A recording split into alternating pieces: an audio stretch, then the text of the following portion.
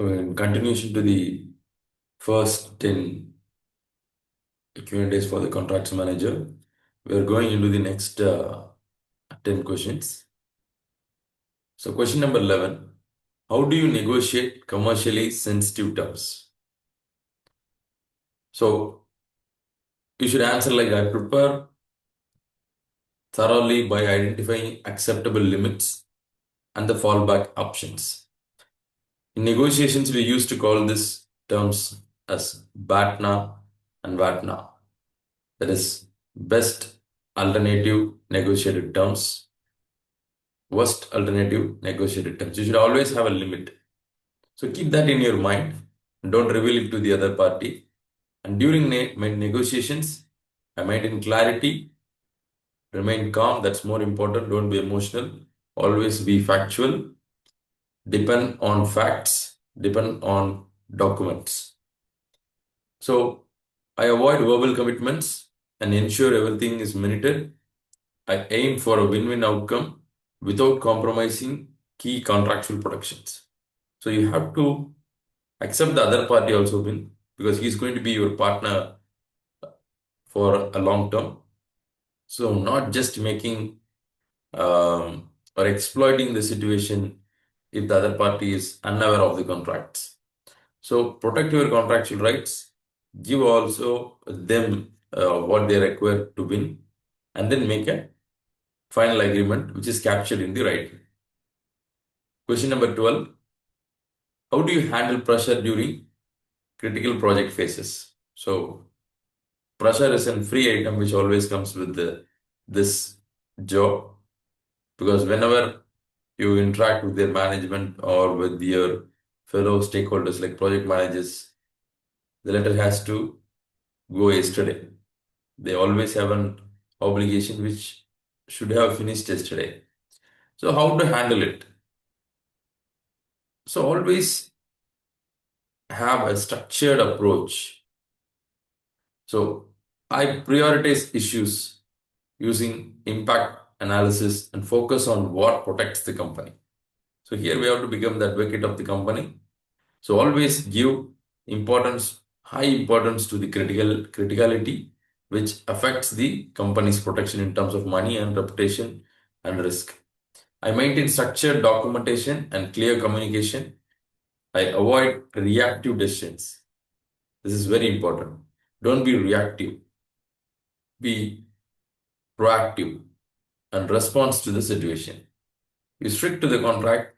Whatever you have agreed already.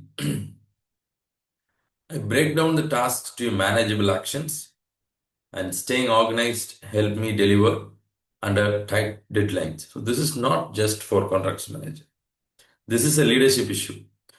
If you have to become a leader, you have to handle more pressure. The more the pressure you handle in a smooth way, you grow through the ladders of the leadership. How do you deal with contractors versus employer blame games? So I focus on facts, not narratives.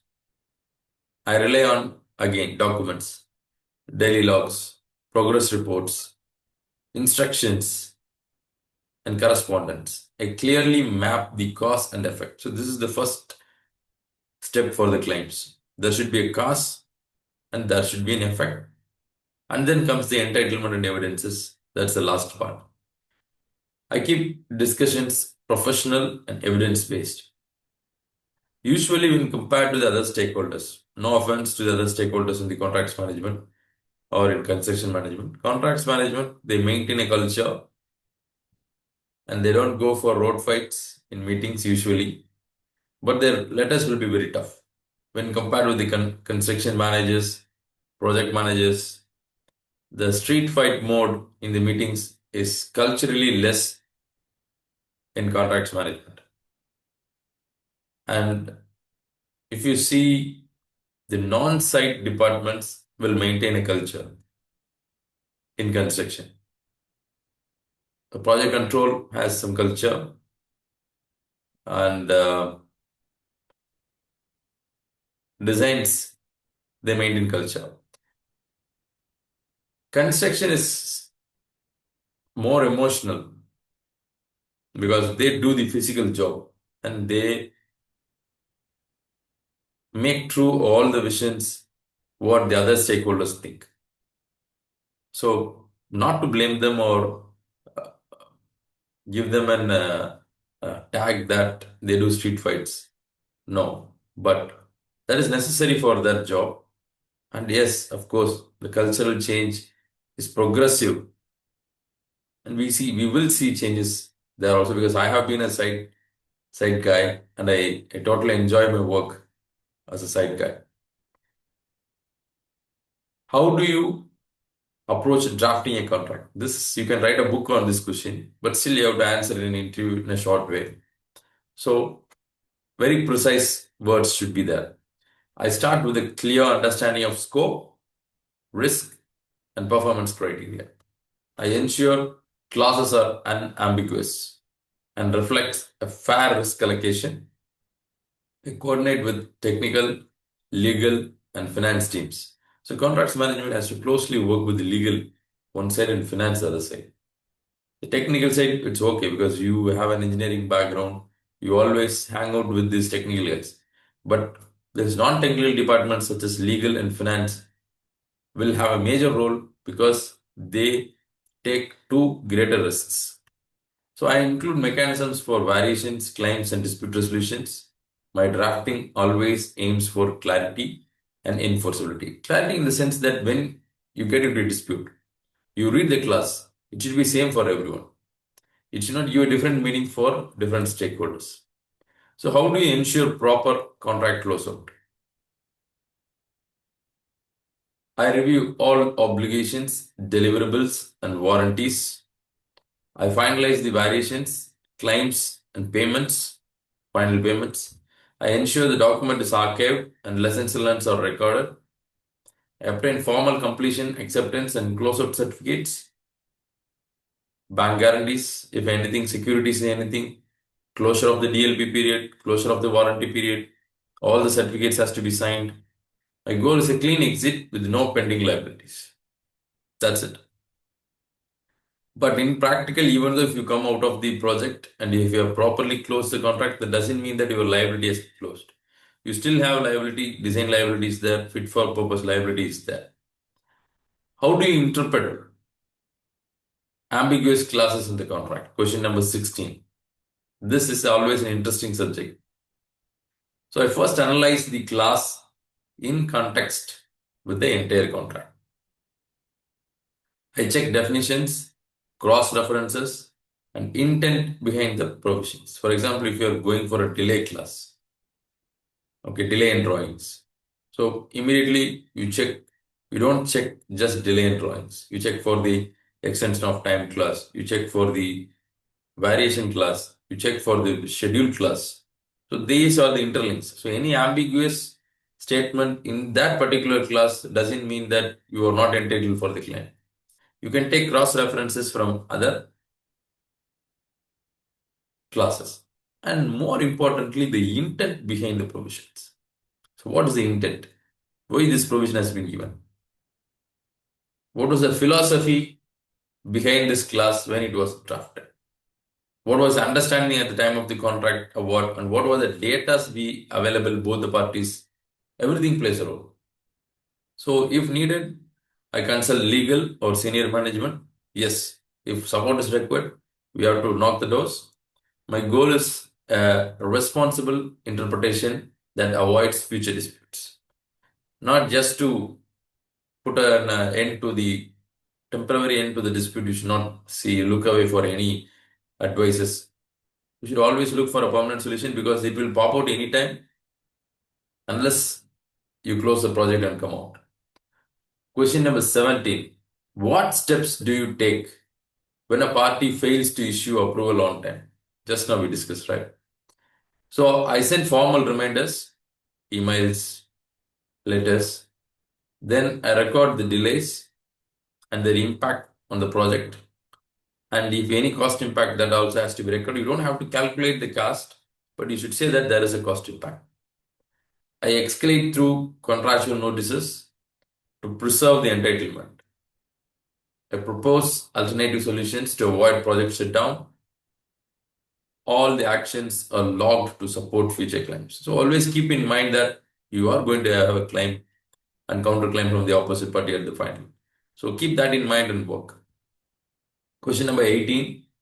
How do you evaluate a contractor's entitlement for prolongation cost? So if you are in the employee side, your contractor submits prolongation cost along with the delay analysis. How you will check?